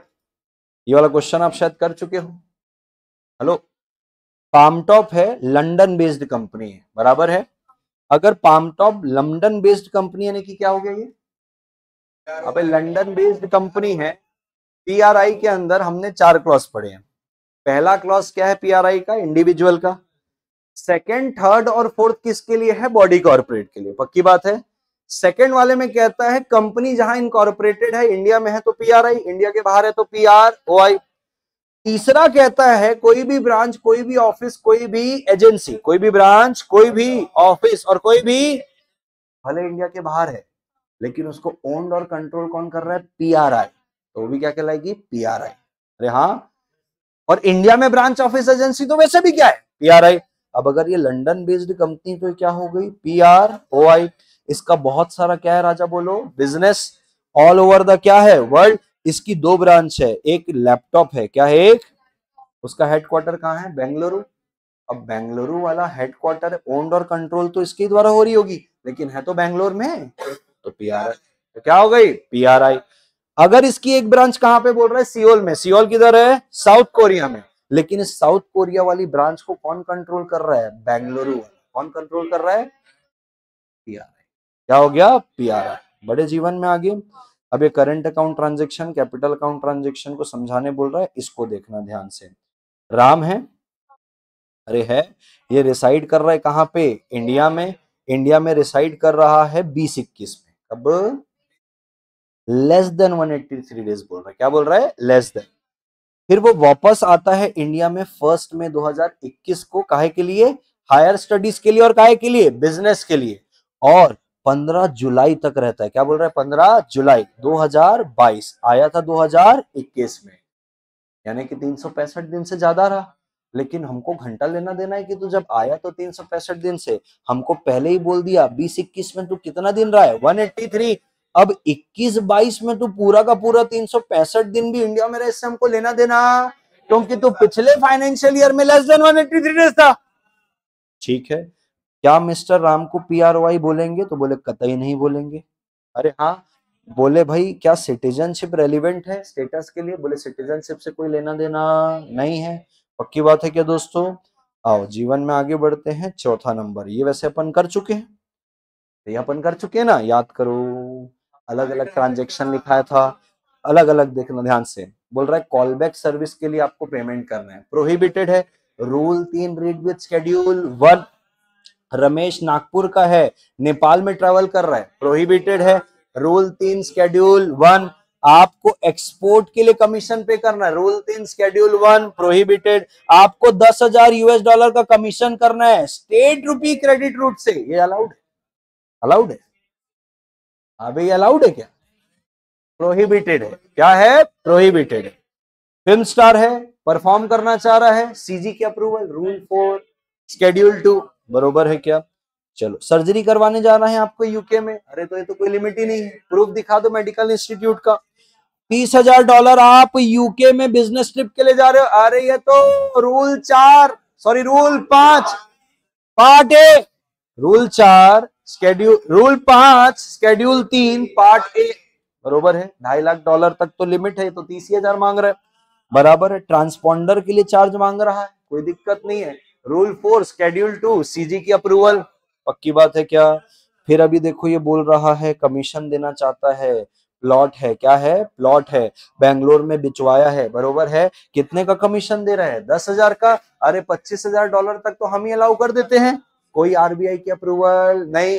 ये बेटा रूल नंबर कौन सा रहेगा? 5 शेड्यूल नंबर 3 का पार्ट बी, की बात है। इंडिविजुअल के लिए अलाउड है, वो इंडिविजुअल के लिए अलाउड है। ठीक है, फालतू है उसको जाने दो, फिर जो जो नहीं किए वो वाला करके लेते हैं। अच्छा बेटा, आंसर पूरा लिखा हुआ है इसी में, कैसे लिखना है करके, बरोबर है। चलो, एक ये वाला भी बेटा हम लोग करके लिए थे। ATC है, सर्विसेज ली है टेलर की। अच्छा, कौन सी? ATC लिमिटेड है, यानी कि किसमें आएगी? पार्ट बी में। अच्छा, पार्ट बी में आएगी, तो ये इस पे तो नहीं आ रहा इंडिविजुअल के लिए। ये टेक्नीशियन को बुलाई है जर्मनी से सर्विस लेने के लिए, तो ये तो कहीं पे भी लिस्टेड नहीं है। तो ऐसा करंट अकाउंट ट्रांजैक्शन जो ना तो शेड्यूल 1 पे है, ना तो शेड्यूल 2 में है, ना तो शेड्यूल 3 में है, ये अलाउड है। किसी की अप्रूवल नहीं लगेगी इसके लिए, पक्की बात है क्या? बढ़ो जीवन में आगे एवरीबॉडी। चलिए, इसको समझ के लिए ना, ये एक इंपॉर्टेंट है जो अपना पॉइंट कवर नहीं किया। सुरेश है, इंडिया में रह रहा है, 20-21 में रहा है, अरे हाँ, इंडिया छोड़ रहा है 15 जुलाई 2021 को, एवरीबॉडी। यानी कि 20-21 में पूरा का पूरा 365 दिन कहाँ रहा है? इंडिया में। 15 जुलाई 2021 को वो कहाँ जा रहा है? स्विट्जरलैंड। हायर स्टडीज के लिए कौन सी? बायोटेक्नोलॉजी। कितने के लिए? 2 साल। What would be his residential status? PRI, बरोबर है, PRI। क्योंकि ना तो एम्प्लॉयमेंट के लिए जा रहा है, ना तो बिजनेस वोकेशन के लिए जा रहा है, ना तो अनसर्टेन पीरियड है। यहाँ पे बोल दिया 2 साल के लिए जा रहा है। अरे हाँ, RBI का यहाँ पे क्लैरिफिकेशन, RBI का क्या है यहाँ पे? क्लैरिफिकेशन। RBI का मानना है आमतौर पर जब बच्चा बाहर जाता है तो साला वहीं जॉब करने लग जाता है, वापस नहीं आता। बोलता है 2 साल के लिए जा रहा हूं, लेकिन फिर वहीं बस जाता है। तो अगर बाहर पढ़ने जा रहा है तो RBI के सर्कुलर के हिसाब से PRY है। एग्जाम में आपको वही लिखना है, नीचे सर्कुलर लिखा हुआ है। और सुनना, उसको बोले $1,25,000 लगेगा, काहे के लिए? Tuition fees. और $30,000 लगेगा, काहे के लिए? रहने के लिए। तो ये तो सब पढ़ाई के लिए संबंधित हो गया। तो 2.5 लाख के तक तो कोई दिक्कत नहीं है। और मैं कह रहा हूं कि कोई ये पढ़ाई के लिए जा रहे हैं तो अप्रूवल की कोई बात ही। तो एक करंट अकाउंट ट्रांजेक्शन है, अरे हेलो, करंट अकाउंट ट्रांजेक्शन है जिसके लिए कोई भी अप्रूवल की जरूरत। और ये वाले को अपन रेसिडेंशियल स्टेटस का जो बात है, अपन उसको क्या मान रहे हैं? PROI। तो देखो यहाँ पे लिखा हुआ है Usually students start working there to take care of their own stay and cost studies. Accordingly, he would be person resident outside India. पक्की बात है एवरीबॉडी। बढ़ू जीवन में आगे। बाकी पूरे आंसर लिखे हुए पीडीएफ आपको ड्राइव में अपलोड होके मिल जाएगी। ये चेन्नई वाला अपन ने कल ही कर लिया था राजा, ठीक है, तो इसको जाने देते हैं। 9th वाले की अगर बात करूं, इसको बताओ, देखो क्या लिखा हुआ है। Under the auspicious of this लिमका ढिमका, आपको बताना है कि क्या क्या ये करंट अकाउंट ट्रांजेक्शन है क्या, देखना थोड़ा सा। मिस्टर एस है, रेसिडेंट इन इंडिया है, इंपोर्ट कर रहा है machinery from a vendor in UK, बराबर है, for installing in his factory. Current है क्योंकि असेट तो वहां बन नहीं रही है। इंडियन रेसिडेंट है, मशीनरी इंपोर्ट कर रहा है from a vendor in US for installing in his factory on a credit period of 3 months, short term credit, current account transaction. Indian resident transfer कर रहा है $1000 1000 टू उस एनआरआई ब्रदर गिफ्ट के तौर पे, करंट अकाउंट ट्रांजेक्शन। तो तीनों के तीनों ट्रांजेक्शन क्या है, करंट। एग्जाम में लिखना भी कैसे, वो भी वहां पे लिखा हुआ है, बराबर है क्या। डेफिनेशन देना है, जीवन में आगे बढ़ना है। ये तो चलो अपने को पता है, चेयर वेयर क्रिएट करनी है तो अपने को आता ही है।